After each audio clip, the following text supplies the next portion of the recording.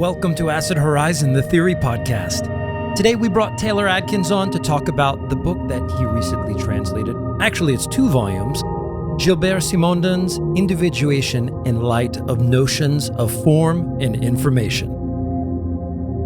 This text is a monster, so we just tried to bite off a piece of the introduction where Simondon gives us a basic outline of his metaphysical theory of individuation. But before we begin, I want to say thank you to all of the patrons and everybody else who has been committed to supporting this podcast, either monetarily or in terms of moral support. We have about 4 more episodes until the end of the year. One of them is entitled Illegalist Foucault. After that, we're going to do an episode on Black accelerationism. And to top it off, we're going to finish the year with 2 episodes on Deleuze. One is on the relationship between Deleuze and Antonin Artaud, and the other one is Deleuze's probably most famous essay, Postscripts on the Societies of Control. One of those episodes may be exclusive to patrons, so hop on board now so that you can get that at the end of the year. It's only $1 to subscribe, or more if you'd like. In any case, let's get to the conversation on Gilbert Simondon's Individuation in light of notions of form and information.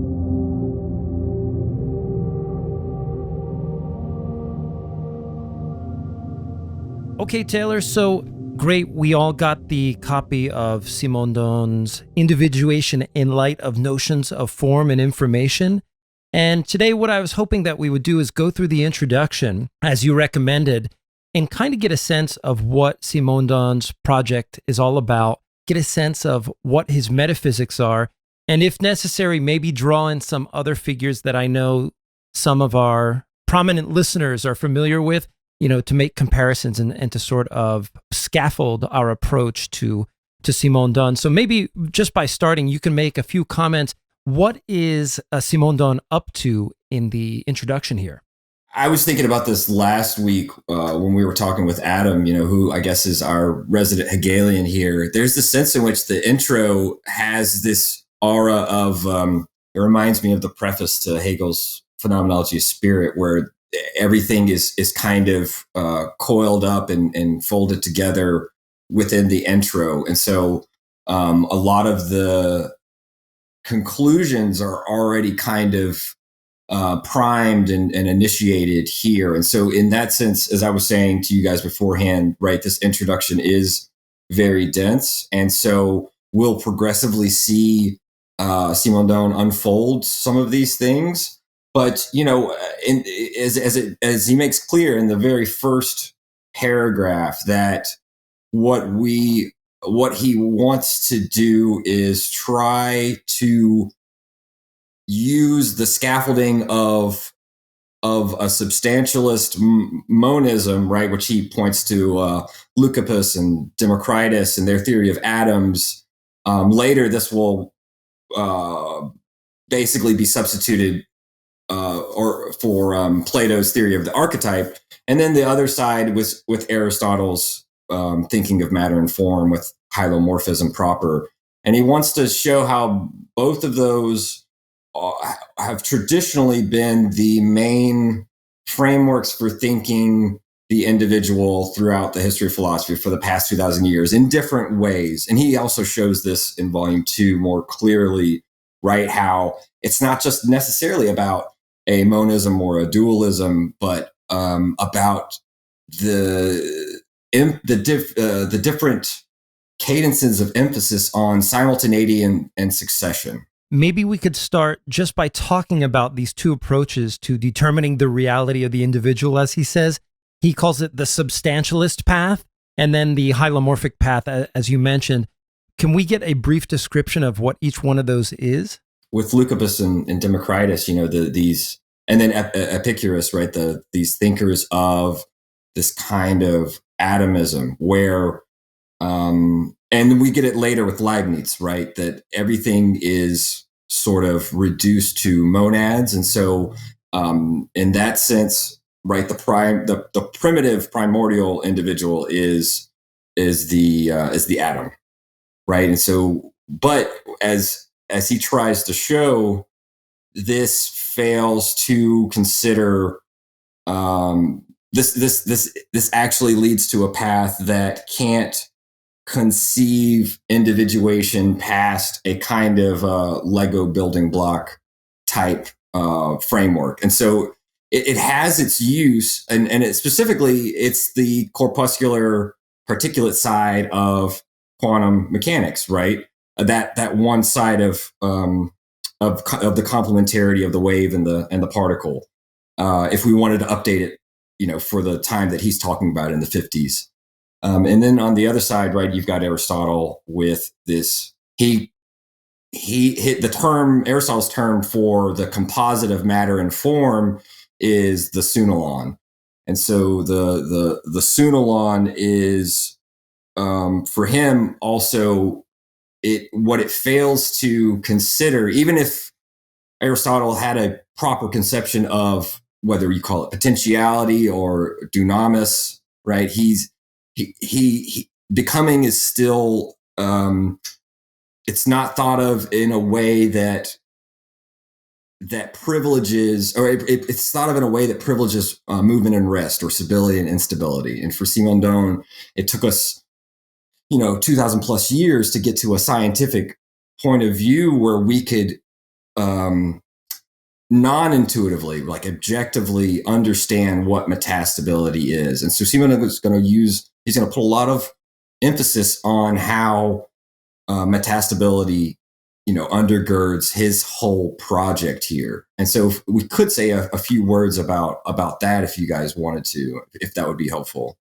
Yeah, I just wanted to bring it back because, the introduction to this volume is centered around a question of method. And when Simondon is describing hylomorphism and substantialism, what he's describing here is two means of employing the same method. So in substantialism, let's go back to the original question of what the ontological question as such is being asked with this text, which is, how do individual beings come to exist? What is their ontological genesis, or their ontogenesis? And traditionally, we think of two fields: substantialism, and thinking that how does an individual thing come about? Well, it comes about through an expression of its substance. Its substance is something pure, non-contradictory. It's pure individuality, and it resists difference because nothing can be really different to it. Its substance is fully self-sufficient. And in the other side, you have the Aristotelian form of hylomorphism. And hylomorphism just means in Greek, matter and form. So how an individual comes about is that a primal kind of matter is informed, in the same way that you would shape clay, and an individual thing comes about by the imprinting of an individual form. And where Simondon is concerned about the method of these things is what they do is they take the experience, the reality of an existing individual thing, and they work backwards. They work backwards to, okay, what in principle should happen such that this comes about? Okay, so you go back to a principle of either a substance of its own self-sufficiency and a principle of an identity of a substance, or you go towards the principle of a mechanism by which form and matter interrelate, which is either tied into the nature of form or tied into the nature of matter, such that the two can combine in a kind of operation.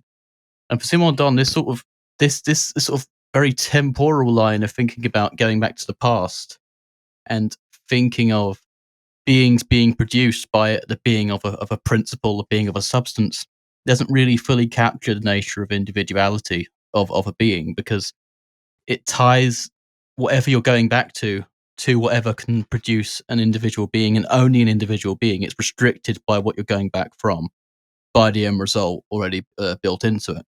What Simondon is trying to do is to try and sort of elaborate a process by which individual beings would come about that isn't necessarily only tied to not only the notion of an individual that you're going back from, that you're going back to a presupposition of, but also it tries to go away from the kind of individuality that only presupposes another individual kind of being. Insofar as individuation in hylomorphism and substantialism is a relation between substance and an individual being that is substantial, or a form imprinted a form imprinted onto matter. These two things are understood in terms of a principle of relation between what they come from, what they produce. And of course, an individual substance, it still has the quality of a being. It's still conceived of as an individual being, in the same way that the relationship between form and matter presupposes the individual nature of these forms and this material to be imprinted. And I think Simondon shows quite clearly that at the end of the day, this theory of individual beings coming about, this theory of the genesis of a being, presupposes what it wants at the outset, and is hence not really clearly articulating a picture of what's to be understood. No, that was a great summary, and that covers the issue of overcoming presuppositions that he addresses very early on in the introduction. Taylor, did you want to respond to that? I think that was great. I think that was much better said than what I was doing, because when you start with the big picture, what's going on in the introduction, it's kind of hard to but only thing I would add and just piggyback off what Adam said is when Simondon says that between the two dominant theories, right, of the substantialist monism and then atomism writ large, and then the hylomorphism, he says that there's this dark zone, that both of there's this obscure, this obfuscated zone that neither of them is able to account for. And that's part of the begging the question that Adam brought up. But it's precisely that if we focus mainly on and privilege physical individuation with the atoms as the only true individuals, then we are then the principle of individuation always comes afterwards, right? Because we always already suppose the infinite fall of atoms in the void via the Kleinemann. And that's kind of the physical side that leaves a certain dark zone where the principle of individuation would come after. And then with the technological schema of hylomorphism of the matter-form relation, the principle of individuation is before. So either way, we have to sort of start with an individual, whether it be matter-form or the particles, the atoms, and then we have to go back or go forward to find the principle of individuation. And for him, that's clearly where begging the question, right, comes into play, and in this kind of weird temporality of a before or after. Taylor, you could clarify something for me at the start. Metaphysics is not necessarily my area. I'm more focused on political theory. I know a little bit of Hegel, a little bit of Heidegger, a bit of Deleuze. But one thing I was a little bit unclear of in reading the introduction was So I understand the problem that Simondon is trying to confront, I think. But there's a particular word he uses, and I want to understand how broad he means this. When I know he wants to say individuation rather than the individual, because he wants to try and emphasize that this is sort of an ongoing process, right? It's becoming rather than being.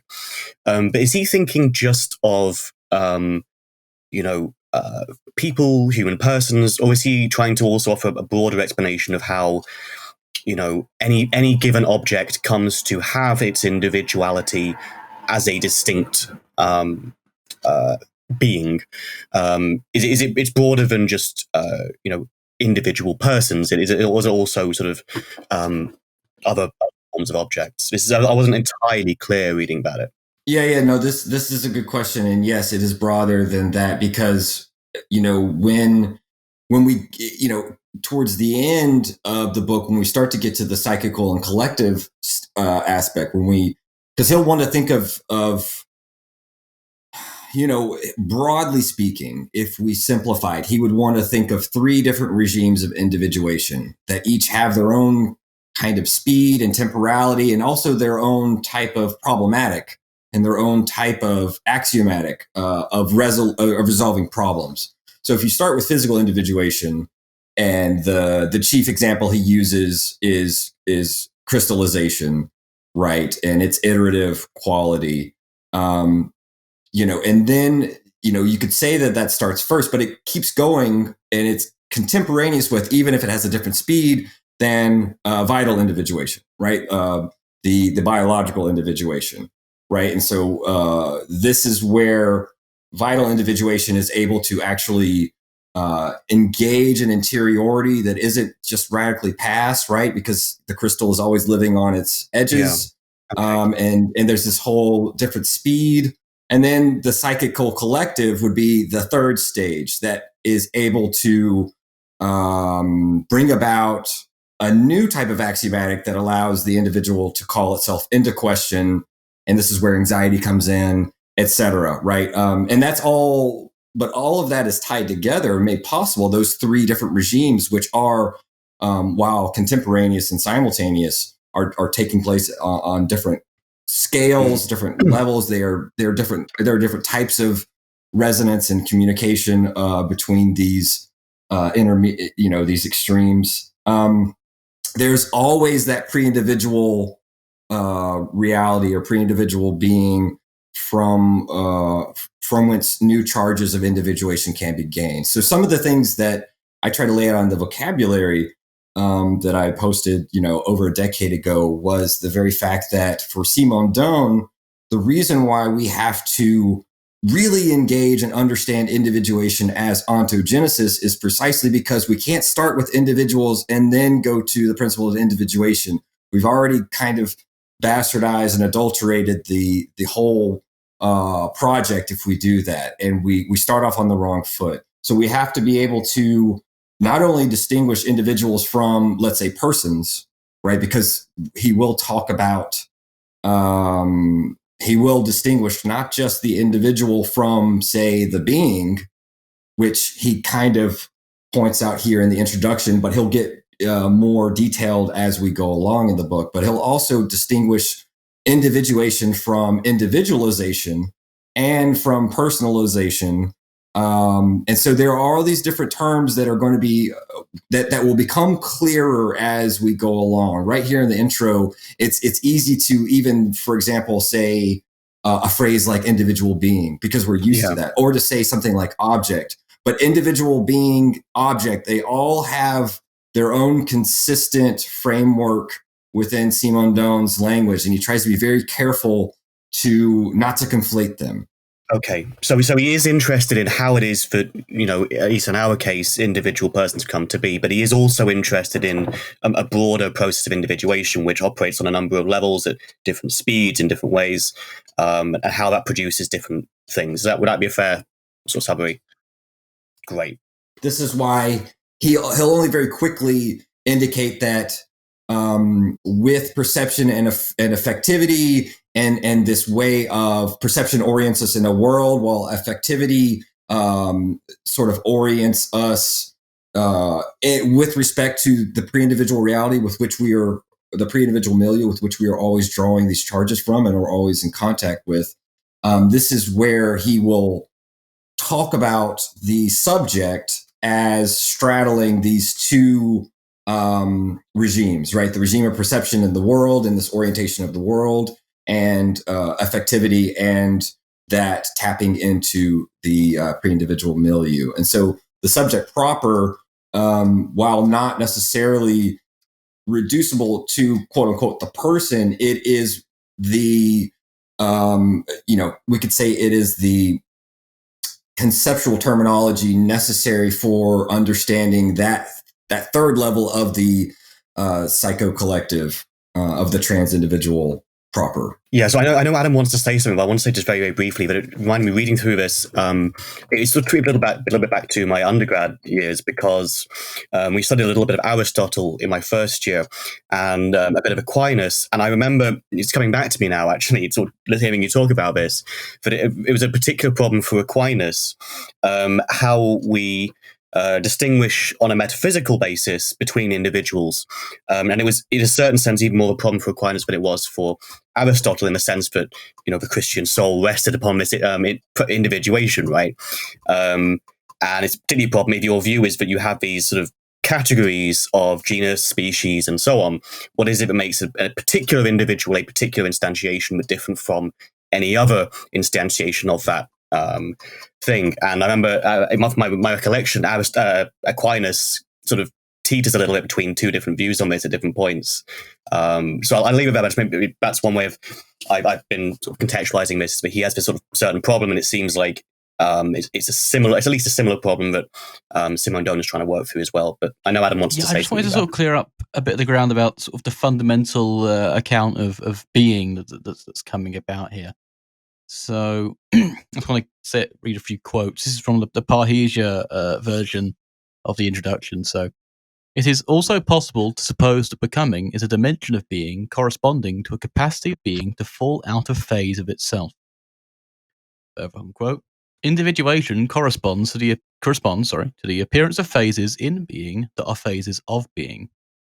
In order to think individuation, being must be considered neither as substance, nor matter, nor form, but as a system that is charged and supersaturated above the level of unity, not consisting only of itself, and that cannot be adequately thought using the law of the excluded middle. So, for Simondon, it seems to be at least that being is the reason why there are individuals is because being fundamentally is too intense, too loaded, too, as he says, oversaturated or supersaturated.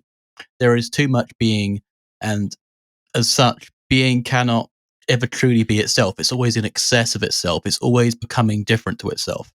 And in becoming different, it sort of goes out of phase of itself, it says. And that's what becoming is. And if you look at these phases of being, these little pockets of difference, these are what individuals are. It is not really, it's not a pure self-identical substance. It's not a pure impression of matter, but rather how the reason why we have individuals is because being is in excess of itself. It's losing itself. It's almost like a Bataille sense, excreting itself.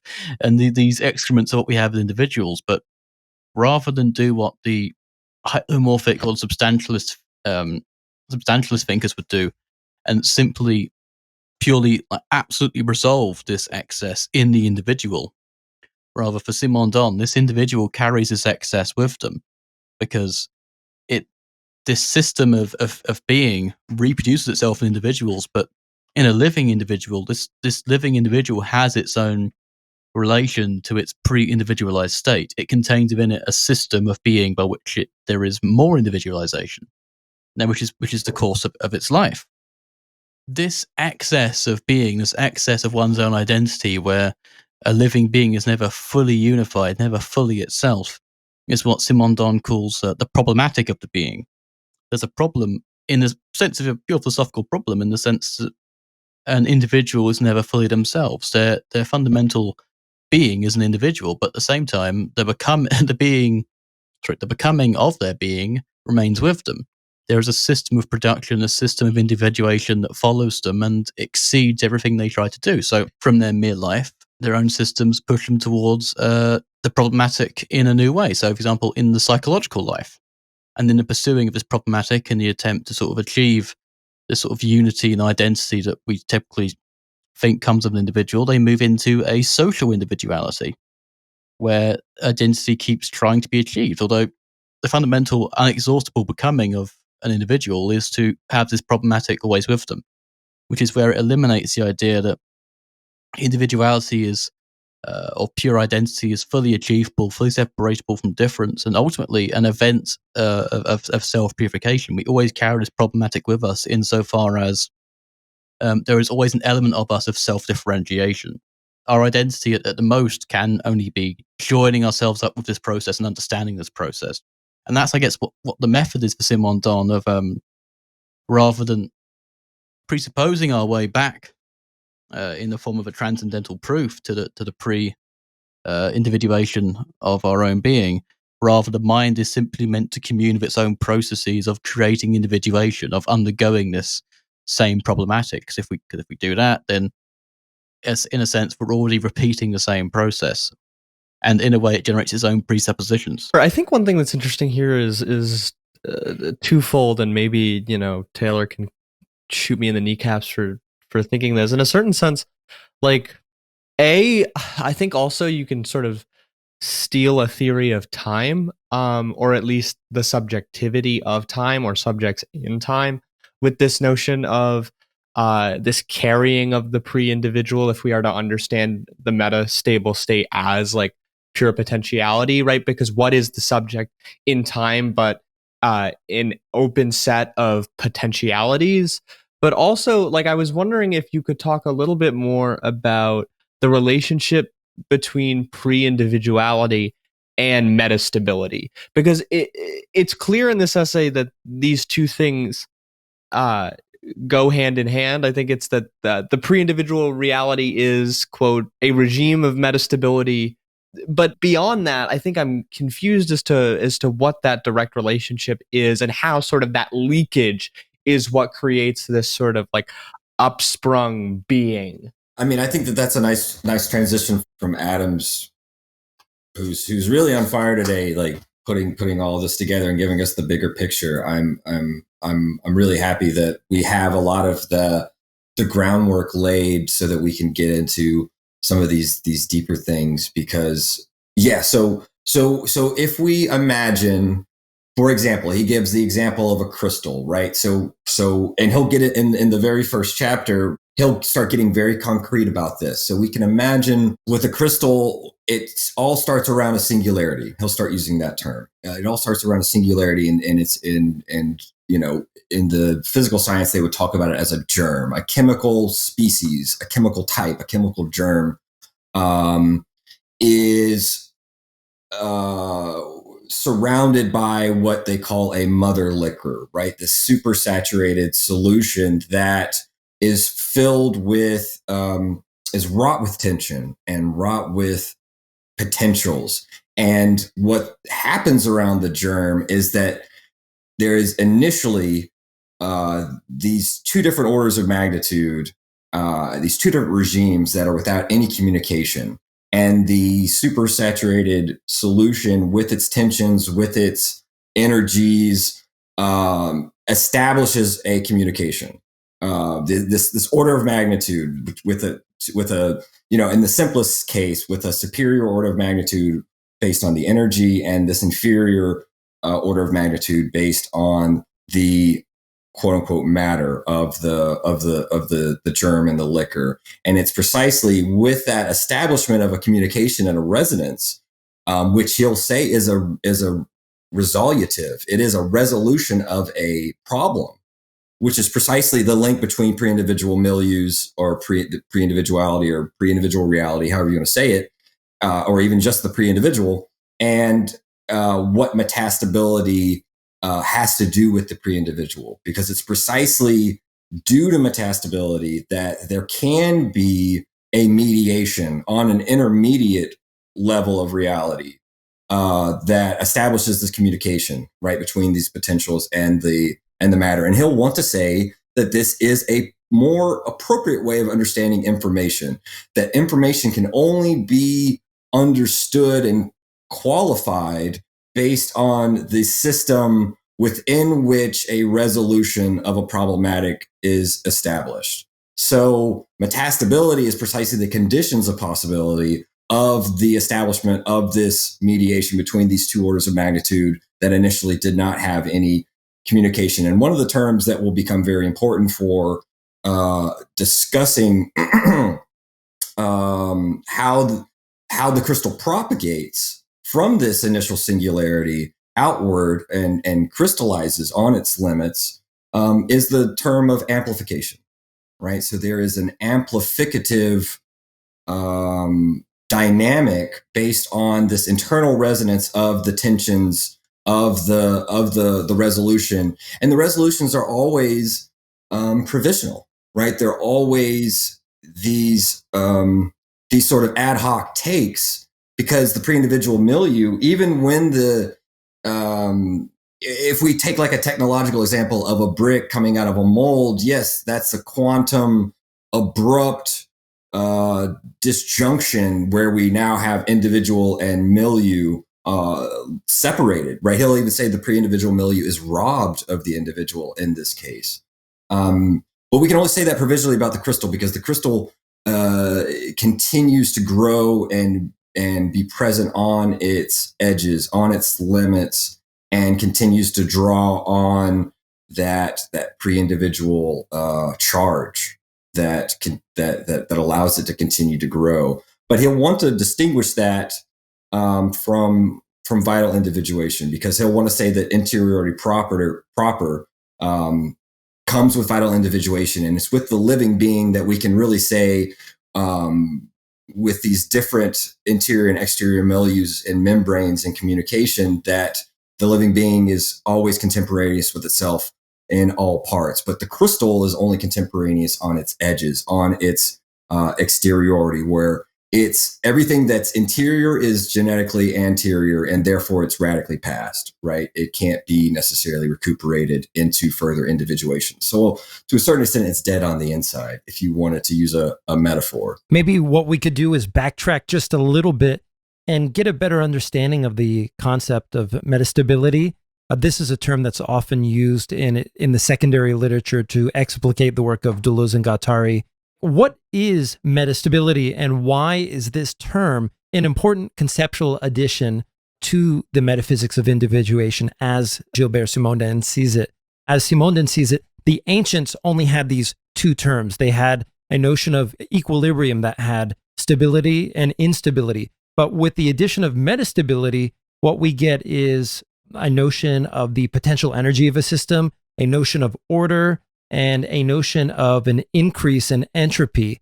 And so maybe the question is, like, how does it really differ from the concepts of stability and instability of ancient philosophy?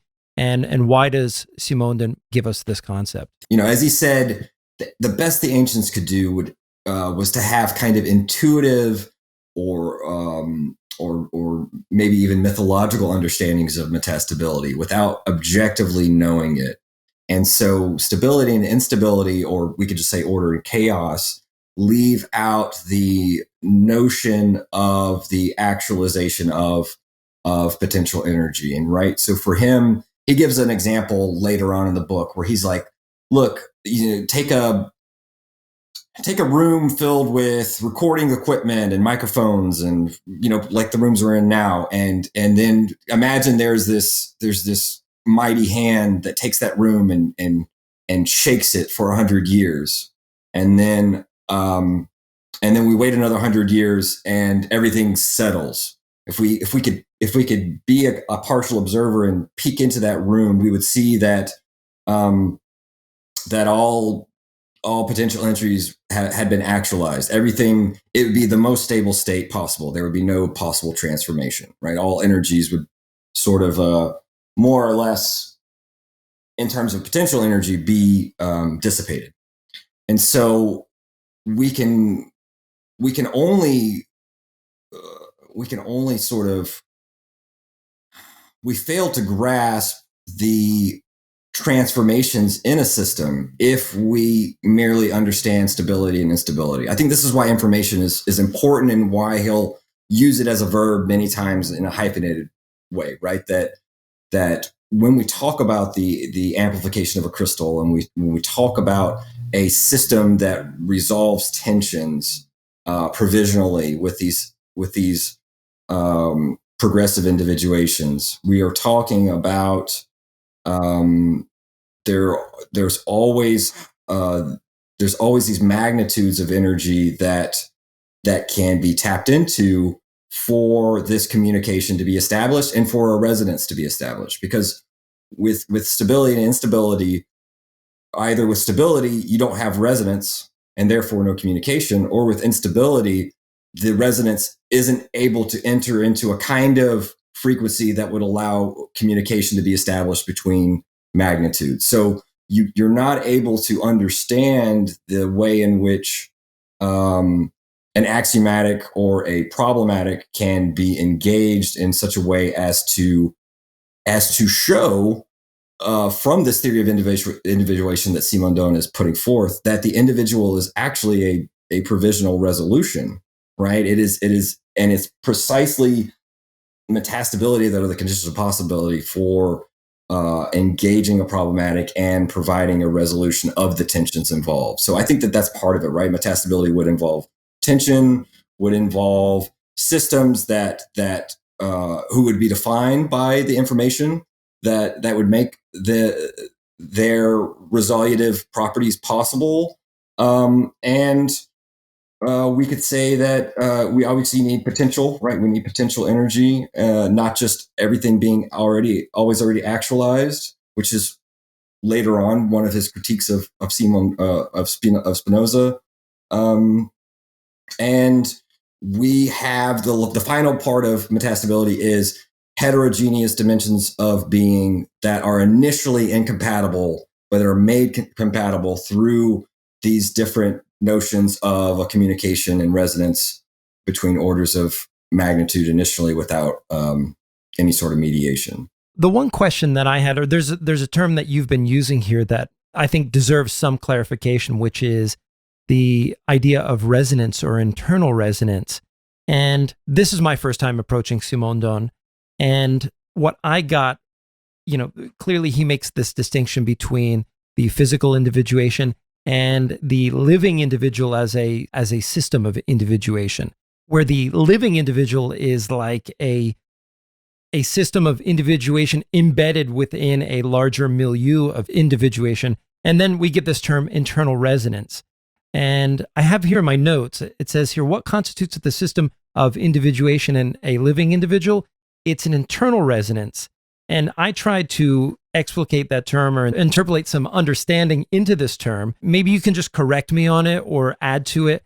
I say here that the internal resonance is like the activation of a feedback which instigates a regulation or a modulation of the individual being with relation to its own idea of interiority and exteriority. It's a kind of a dynamic means or a mode, I guess you would say, or an energy that allows an individuating being to negotiate between an inside and an outside. Does that sound about right? I think that's a great. My only thing that I would add, and it's not in the introduction, so I would just the one thing I would. It's not really a correction. It's just that Simondon wants to show, and this will be in that you asked me about volume 2 and what's important in volume 2. If you read that first essay, he addresses this notion of feedback directly, and there's nothing wrong with feedback, and in fact, it's necessary both in terms of machines and their systems and automatons and in the living being.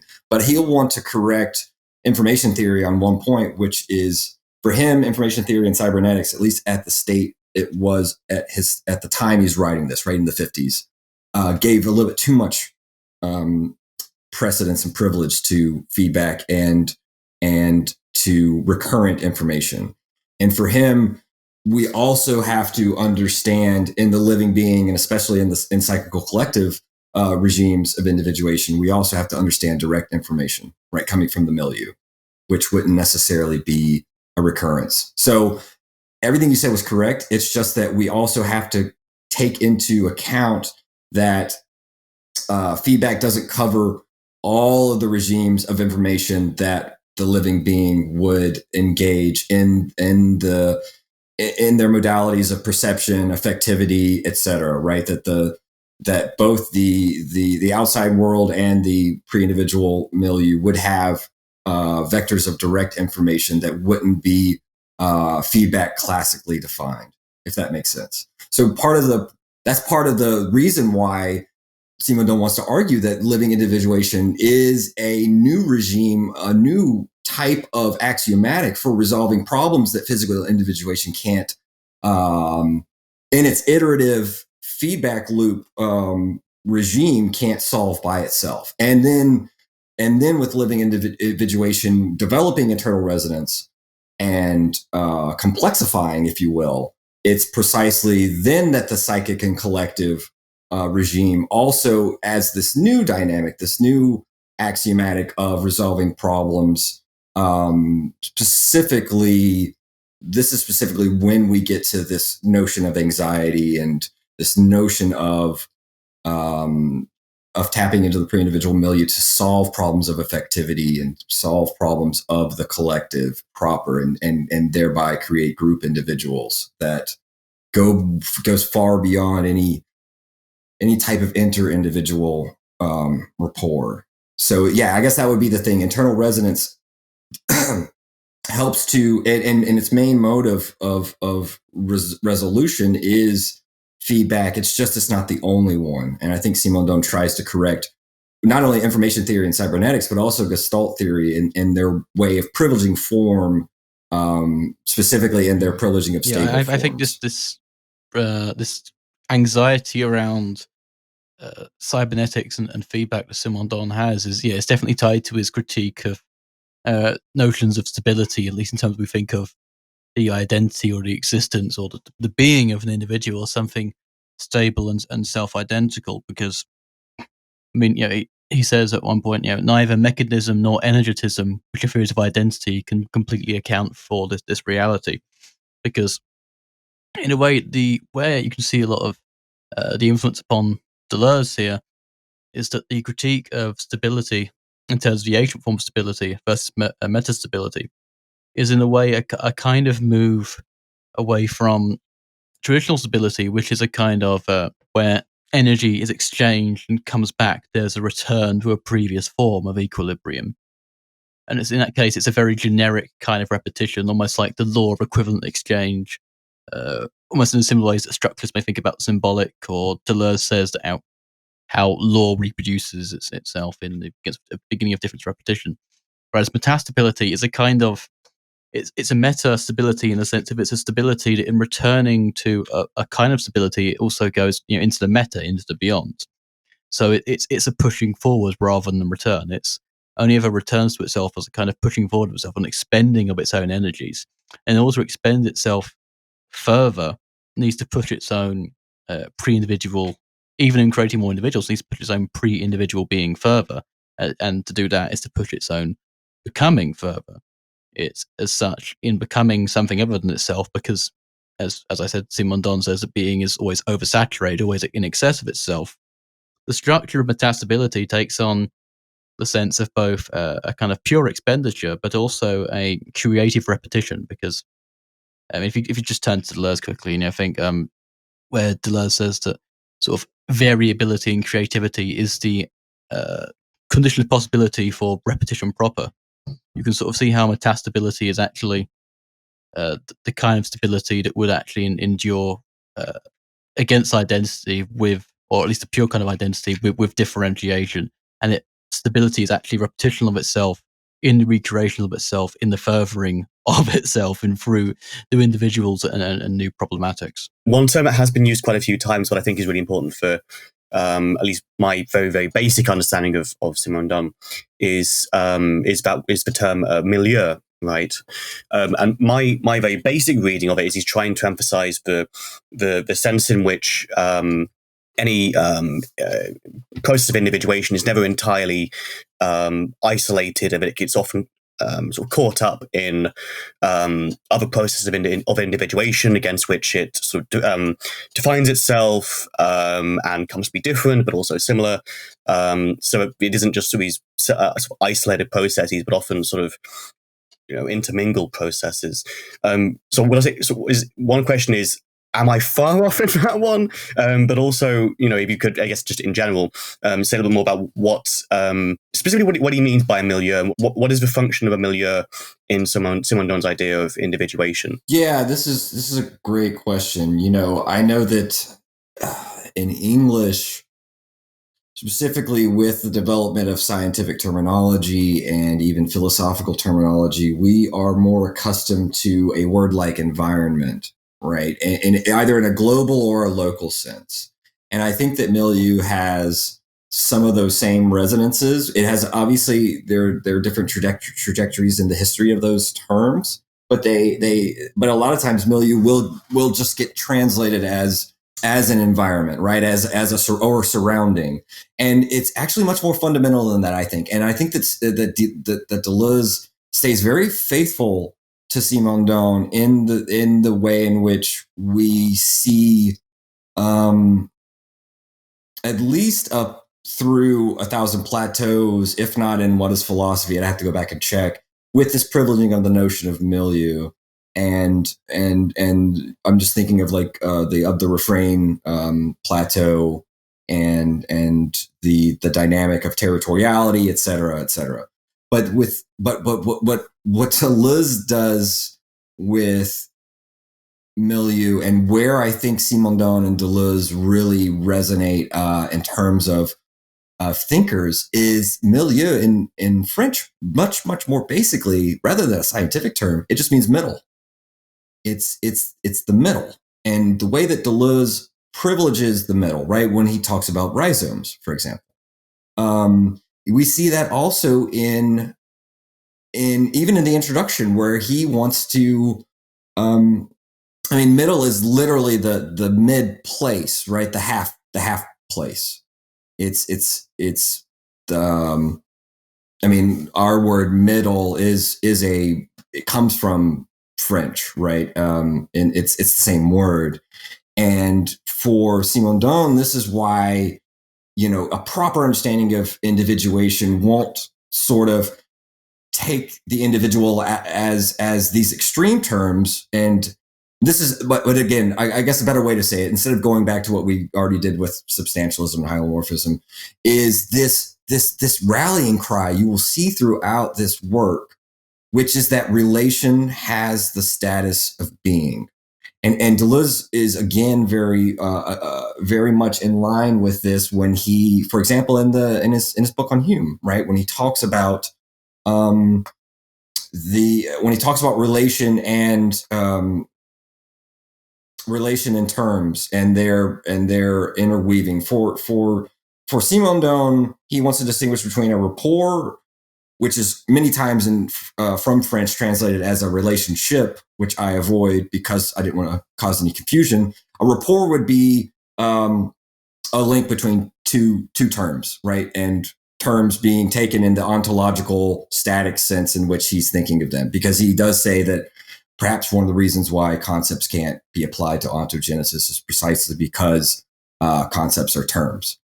That would seemingly exclude a relation. For him, relation always at least has three terms, and that relation has as much ontological dignity and status and rank, and it has the rank of being, it has the status of being. And so there, I think this is why milieu, the pre-individual milieu, is precisely with its charges, with the very conditions of possibility through metastability of allowing for a mediation and a communication between orders of magnitude that initially had nothing to do with each other. This is precisely the middle. This is relation, right? Relation is that is where we have to have an appropriate understanding of relation as not something external to individuation. It's precisely the very stuff of individuation, the very dynamic of individuation. And so in that sense, relation always occurs in the middle, if you will, right? Just like the rhizome. And I think that that's partly why Simondon, he doesn't use the word rhizome, but he talks about the individual as a sort of informational node of these resolutive axiomatics. Yeah, I kind of want to pick up some discussion of Deleuze right there too. I saw a lot of similarities between what Simondon is doing in terms of conceptualizing the individual and what Deleuze and Guattari do, not only with the rhizome, but in Anti-Oedipus when they talk about the three syntheses, for example. Going to the rhizome for one moment, when we think of, for example, the earth as an individual, right? Like if we're thinking in the Simondon sense, we're not only thinking of all, the seven seas and all the continents, but we have the totality or the whole of the earth as well. And in the rhizome, the whole becomes one of the parts that exists alongside all of the other connections and disjunctions, right? And you see a bit of that here in Simondon's work, where he talks about the production of an individual as a relative reality in relation to the entirety of the process.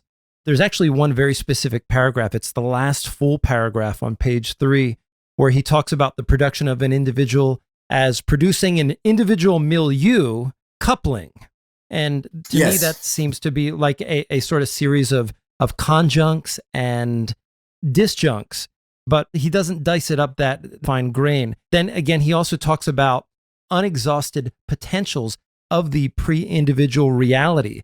And that made me think, okay, there are things that still exist in the matrix of this pre-individual being that are not individuated along with the thing that we're focusing on as the individuated subject or object, however we want to talk about it. That there exists this thing in which the individual is individuating along with in this coupling.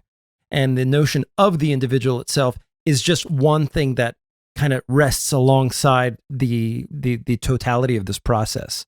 I think that that's great. And only thing I would add to that, since we're still on milieu with this individual milieu coupling that you brought up, which is a great point, is that he will also say the pre-individual milieu is being without phases, right? It's phaseless being, which is precisely why terms, concepts fail, and they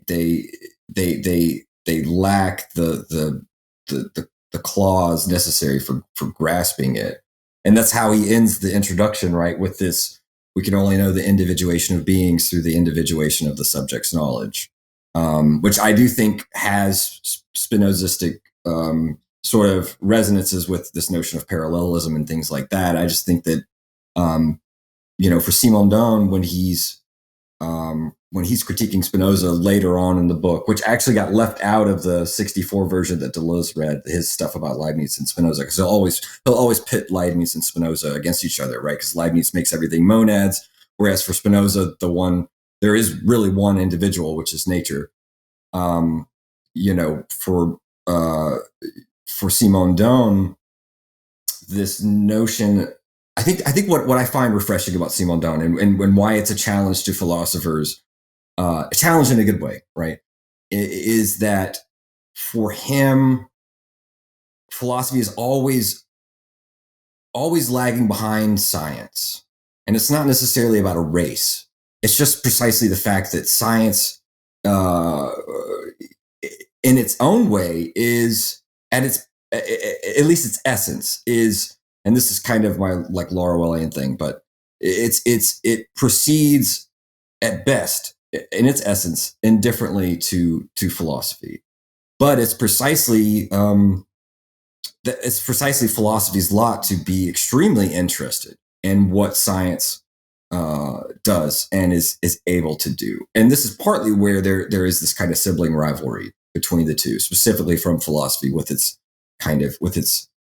we could say it's like a penis envy thing, right? It's a kind of feeling of castration but for Simondon, philosophy is always kind of lagging behind science, and this is precisely one of the, if we wanted to talk about the subtext and the inspiration for this book, I do think that it is meant identically to mobilize science's insights as a way to be a kind of a defibrillator, a jumpstart, a kind of shock to philosophy, to get it out of its habitual modes of conceptualization, and to take seriously the movements, these lines of thought that science is able to engage and propel.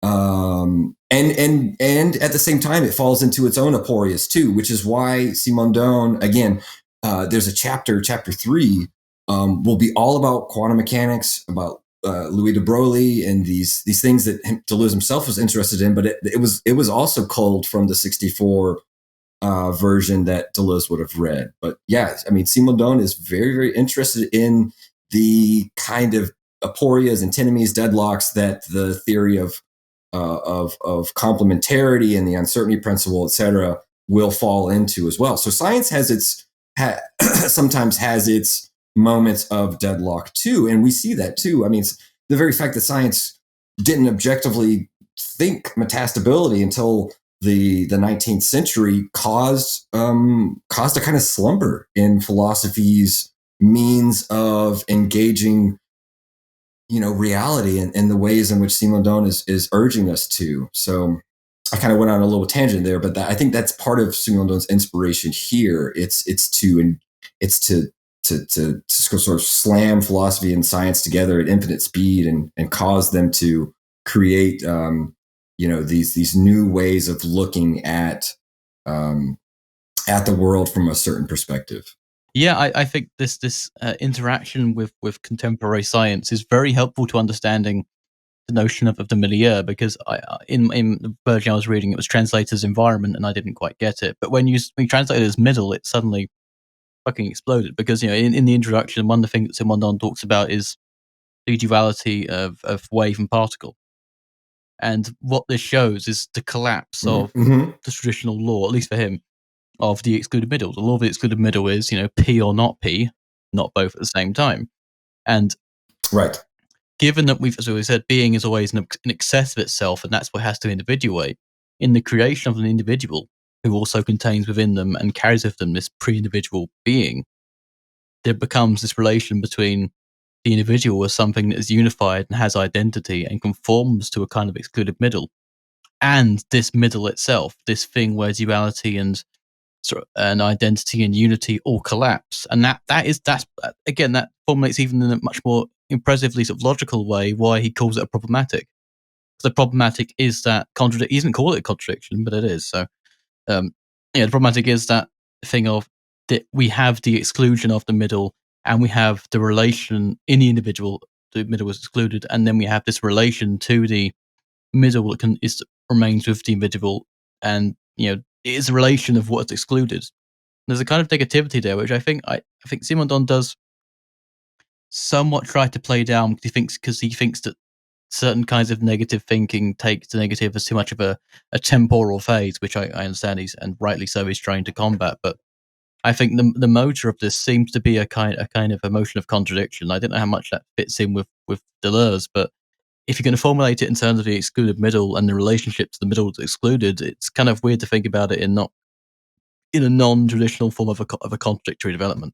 For the sake of the listenership, they're going to be linked this old Parasia article, and I wonder, did you decide as a translator to sort of be more careful with milieu than, or is it also environment in your translation? No, I would never translate milieu as an environment, and there's only one or two parts. I think in the conclusion, he's coming back to this notion of milieu, and there's one part where I specifically, I don't know if he hyphenates it to emphasize, but there is one instance I distinctly remember translating as middle, because it had to be done that way, because if he was pointing at it. I actually didn't realize that the other translators translated. What it sort of does is it gets you thinking about the pre-individual as this sort of possibly presupposed assemblage in relation to environment, right? And what you find yourself doing is pushing yourself into an ontologically like Heideggerian mode of thinking, which is not where you want to be with this text. So I think Adam's right to say, like, the choice to shift that to middle fundamentally alters some crucial parts of this introduction. It's interesting, right? Because the term environ, it is also French, right? It is, but it's about a surrounding or an around, right? It's literally a turning in and around, and so, if you want to get, and that's just getting etymological about it. If you want to get etymological about it, I mean, it's not bad. It's just that as sort of like coming to Simondon from Deleuze, I would find it, there would be a link broken with sort of the world of Deleuziana if I forced milieu into a different term. I mean, the French have words. If Simondon wanted to say environ, he could. The French have those terms, and so there's that link to Deleuze's thought. But then there's also just the fact that even outside of Deleuze's thought, even in layman's terms, we have the notion of milieu. I mean, yeah, it may not be as used every day as environment, but most people understand it's not a very highfalutin. Yeah, every philosophy professor who can replace environment with milieu will replace environment with milieu. And yeah, I do think that notion of middle is very, very crucial. I think that losing that and this is partly, and I think that you or Adam could easily talk about this. This is partly, for example, my problem with like some of Miller's translations of Hegel, or God forbid, Strachey's translations of Freud, which is like taking sort of these everyday terms and then trying to trying to then either change them around or make them seem more scientific or whatever. And I feel like there's a risk at doing that, and there's no good reason to just choose environment unless you just. I always, in my opinion, I never try to underestimate the knowledge or the intelligence of the reader. That's a very that has to be a kind of attunement, to use a Heideggerian term, right? That one has to respect the knowledge of the reader, and this is also why I had a lot of translators' footnotes in the book that I culled more than half of them, because let the guy speak for himself. It seems using the word milieu also allows you to preempt some of the presuppositions that Simondon's struggling with at the very beginning of this essay. And you get that in Deleuze as well, where we do not have to presuppose arborescent hierarchies. We don't have to presuppose teleologies or more of this, less than that. This is the starting point. And it also conveys a kind of thrownness, to use a Heideggerian term, where you're just situated in this multiple series. That's the starting point, is, in a sense, to be in a middle is to be thrown into a middle and to be in relation to a non-hierarchicalized set of series. Yes, that's good. And I'm just looking at my little vocabulary, which, if you guys want, please feel free to share that link with the listeners. He says, and this is obviously, I could pull this up in my more recent translation in the book, but I'll just read from what I translated over a decade ago, where he says, I think this is from the conclusion. He says, in a theory of the phases of being, becoming is something other than an alteration or a succession of states comparable to a serial development. Becoming is, in fact, a perpetuated and renovated resolution and incorporating resolution proceeding through crises, such that its sense is in its center, not at its origin or its end. And I think, again, there, just that notion of of how substantialism and hylomorphism obscure the middle zone, the dark, which is what he calls the dark zone, right? I think that's, again, another reason for why milieu has an extra layer of significance for Simondon. Well, Taylor, thanks again. Always welcome here. You're going to come back on a lot. And because we didn't do it in the last episode, let's do something really nice right now and tell us about Chaosophy Street and some guests you have coming up, some proposed topics. What are we looking at for you in 2021? Oh man, thank you so much, Craig. Yes, so Chaosophy Street. I'm going to try to ramp up the episode proliferation. I've got the initial episode just with myself, and you guys can follow me at Chaosophy Street. You could also find me on SoundCloud and on Apple and Google Podcasts. It's the same name, Chaosophy Street. Tonight, I'm actually recording again with someone whom I think you guys know. It's at 8-Legged Loser, who goes by Rose. Of course. And Rose, yeah. And so we're finally going to record. And what I kept telling them was let's not do just like a text or a book or even a series of thinkers. Let's just talk about shit that we're interested in, and it can get into philosophical territory or whatever. But I really think I was thinking about this past few days. If I had to encapsulate Chaosophy Street, and it's precisely that notion of Chaosophy. It should be able to do philosophy and go there, but it shouldn't be a philosophy podcast per se, right? I really want it to have that feeling of I don't want to say spontaneity or authenticity; those terms are loaded, but just a feeling of welcoming all, and just of let's let the thoughts go where they may go. I think after I record with Rose, I'm going to do another episode afterwards just with myself. I'll probably try to keep it short, like that first episode, 30 to 45 minutes. And that's going to be a little bit more different because I'm going to have a format. But I hope that only, like, again, the milieu of the episode is that kind of philosophical kernel, but that it stays a little bit informal and stays and really just stays welcoming to a whole host of thinkers. And so to that end, I know that Will and I are going to discuss.